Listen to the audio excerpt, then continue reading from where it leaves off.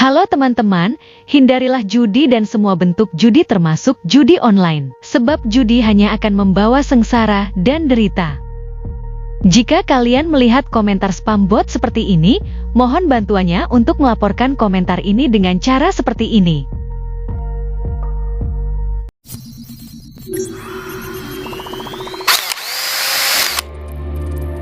Assalamualaikum warahmatullahi wabarakatuh. Selamat datang kembali di Rio Hotspot Channel.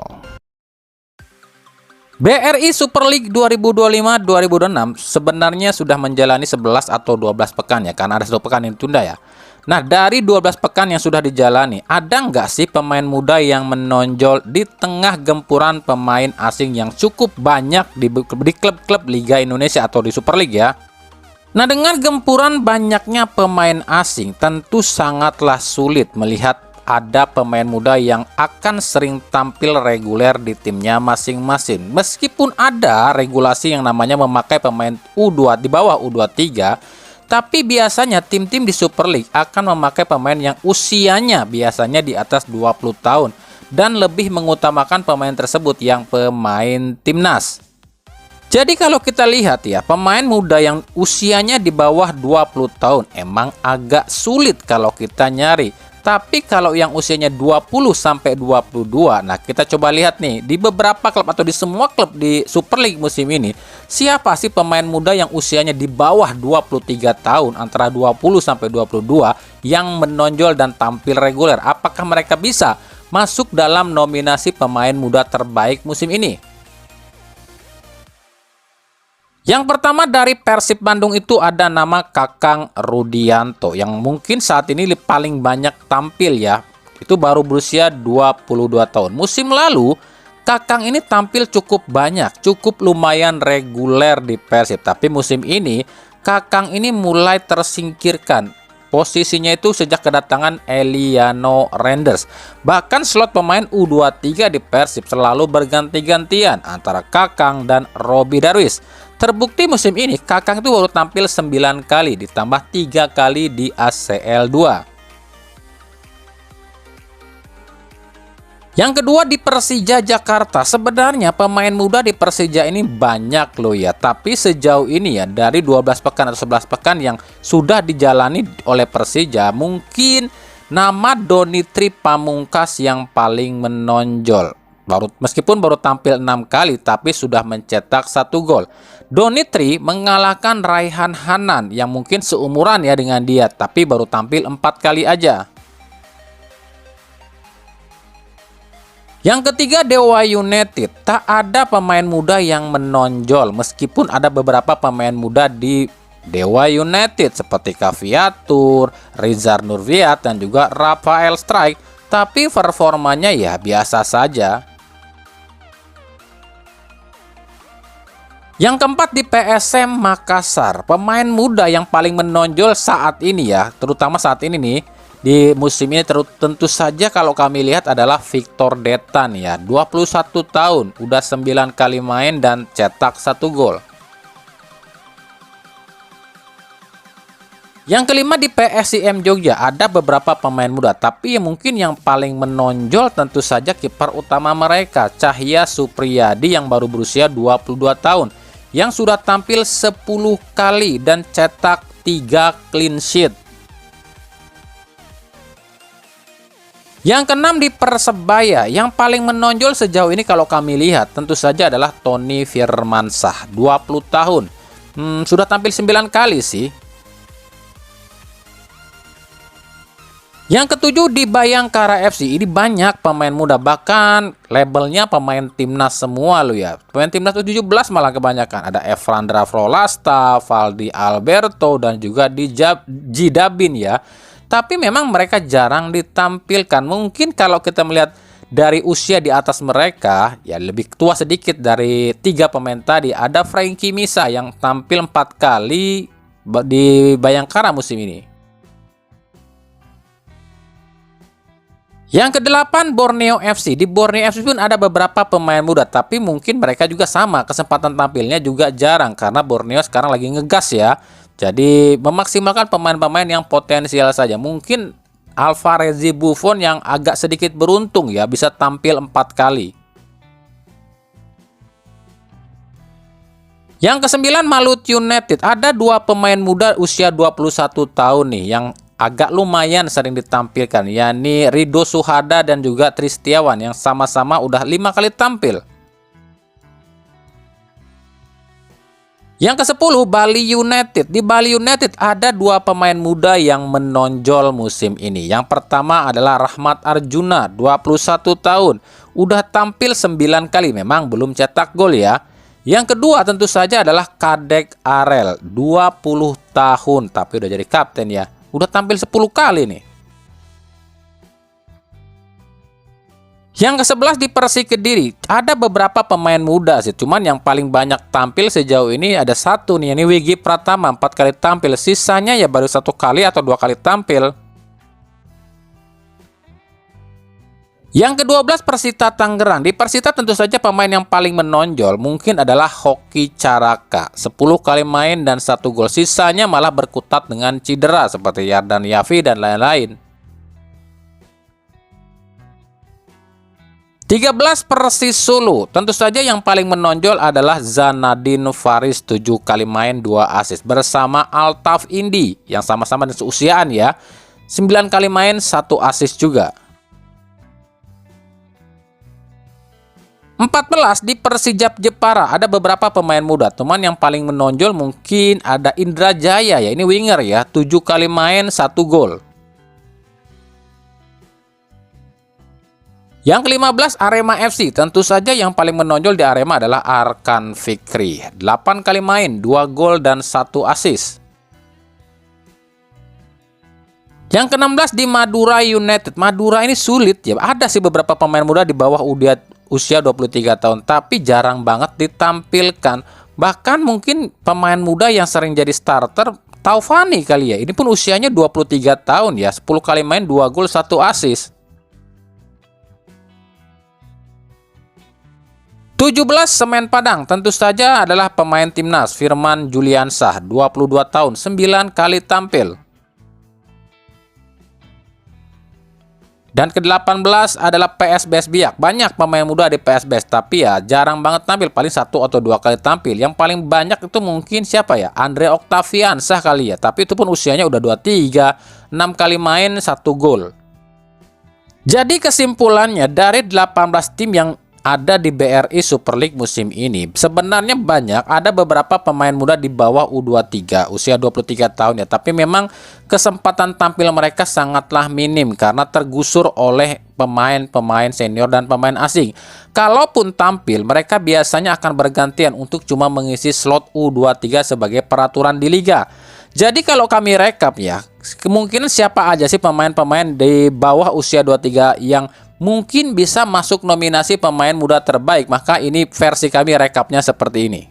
Yang pertama Donitri Pamungkas Persija, yang kedua Cahya Supriyadi PSIM Jogja, yang ketiga Victor Detan PSM Makassar, yang kelima Alvarez Buffon Borneo FC, yang keenam Tony Firmansyah Persebaya, yang ketujuh Hoki Caraka dari Persita, 8 Arkan Fikri Arema, dan 9 Taufani Madura. Itu yang paling berpotensi lo ya. Cuma ya kita nggak tahu juga, nanti ini kan baru 10 atau 12 match ya, 12 pertandingan, 12 laga ya, belum tahu juga nih. Sampai akhir musim nanti ya, siapa tahu tiba-tiba ada pemain muda yang diorbitkan dan menyita perhatian. Nah makanya kita akan tunggu sampai akhir kompetisi.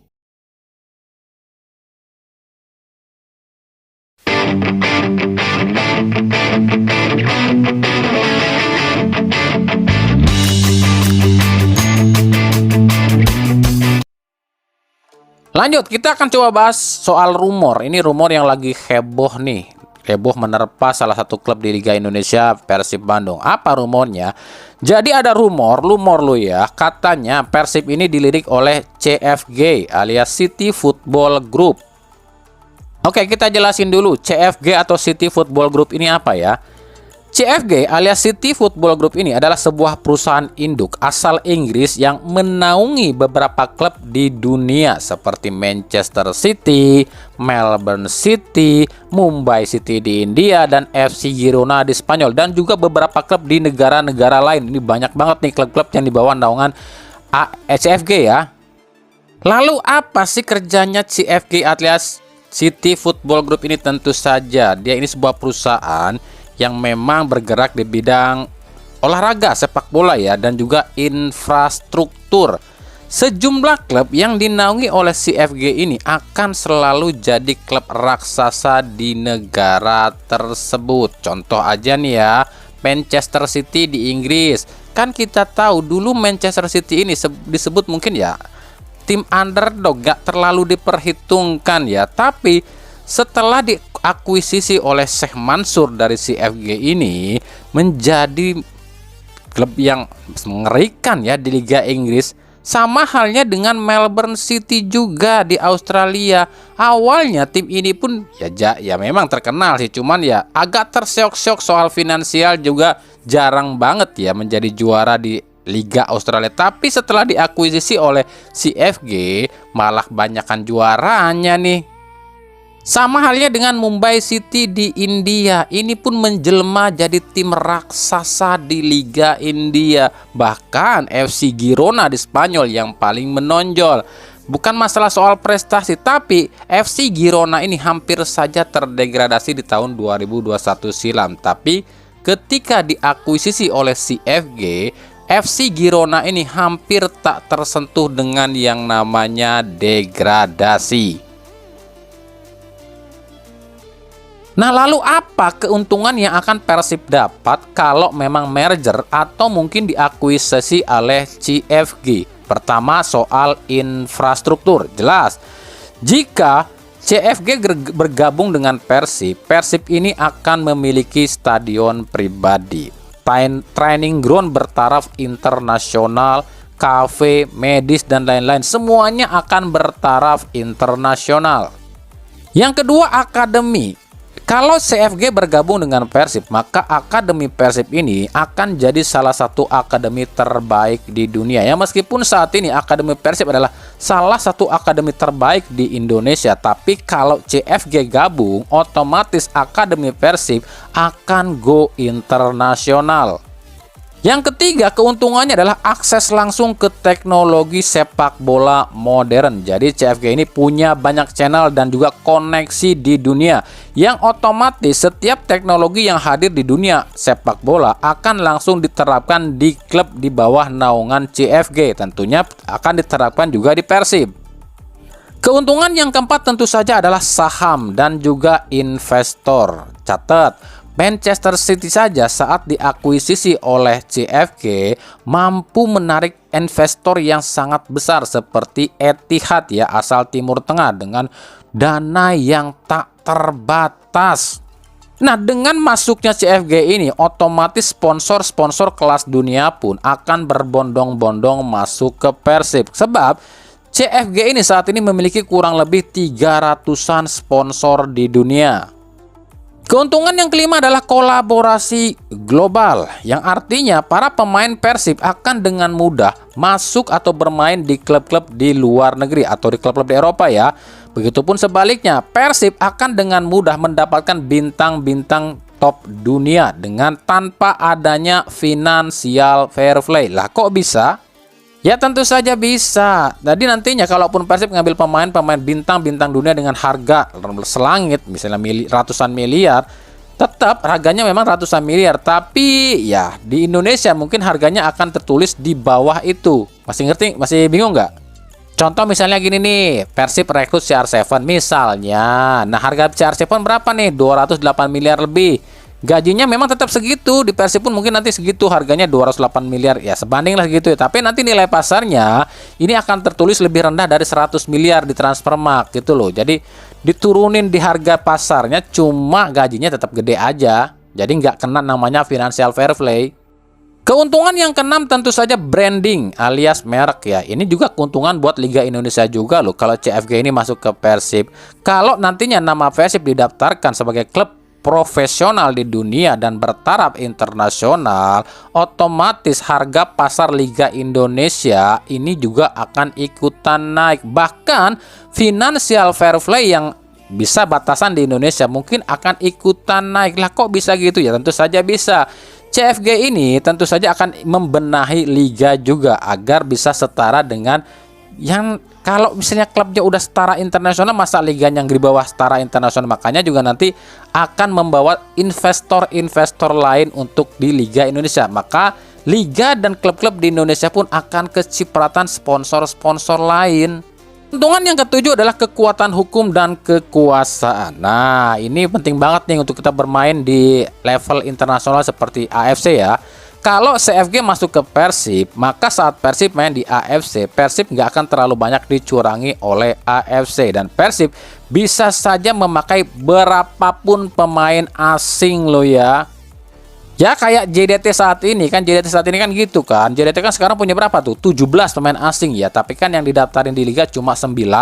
Sisanya dipakai di turnamen-turnamen lain. Itu pun bisa terjadi dengan Persib. Kalau Persib ditangani oleh CFG, Persib itu boleh rekrut berapapun pemain asing. Asal misalnya nih di Indonesia, Liga Indonesia daftarin cuma 11. Sisanya itu akan dipakai di kompetisi-kompetisi lain tanpa harus takut bayar gajinya karena CFG yang mungkin akan membayar gajinya. Tapi apakah itu semua mungkin? Apakah benar CFG akan bergabung dengan Persib? Kabarnya sih, kabar yang kami tahu, info yang beredar sih katanya, itu tergantung Persib juga.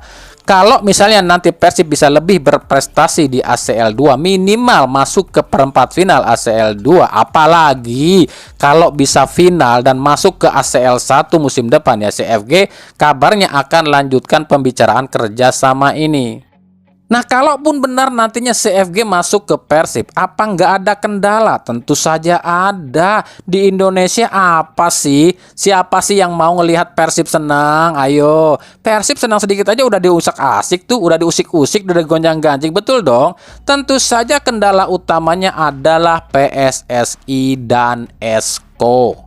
Kenapa kami bilang kendala utama adalah PSSI dan Esko? Ya kalian udah tahu lah ya. Sekarang aja nih ya, Persib ini baru juara 2 kali berturut-turut dan agak lumayan bagus di ACL 2. Udah digonjang-ganjing tuh, udah digoyang sana sini tuh. Mulai dikatanya mau ditarik pelatihnya lah, terus juga tiba-tiba sanksi-sanksi yang aneh-aneh lah, digembosin dengan hukuman komdis-komdis yang aneh, diporotin duitnya lah. Apalagi nanti kalau CFG masuk ke Persib dengan pemain yang nggak terbatas, pasti akan banyak drama dan propaganda buat nyingkirin Persib. Karena mereka tahu kalau benar CFG akan masuk ke Persib, otomatis Liga Indonesia akan hampir sama dengan Liga Malaysia. Ya, ini cuma satu yang berkuasa, JDT di Liga Malaysia 10 tahun terakhir. Dan ini pun bisa terjadi sama Persib kalau CFG masuk. Nah, hal inilah yang mereka nggak suka. Jangan sampai Persib itu berprestasi terus. Makanya kami bilang kendala utama bukan masalah manajemen, bukan masalah supporter, bukan masalah klub Persib itu sendiri, tapi masalah utama, kendala utama klub-klub di Indonesia bukan cuma Persib loh ya, ada di PSSI dan Esko-nya. Bukan klubnya yang nggak mau maju, tapi federasi kita yang menghalangi klub untuk maju.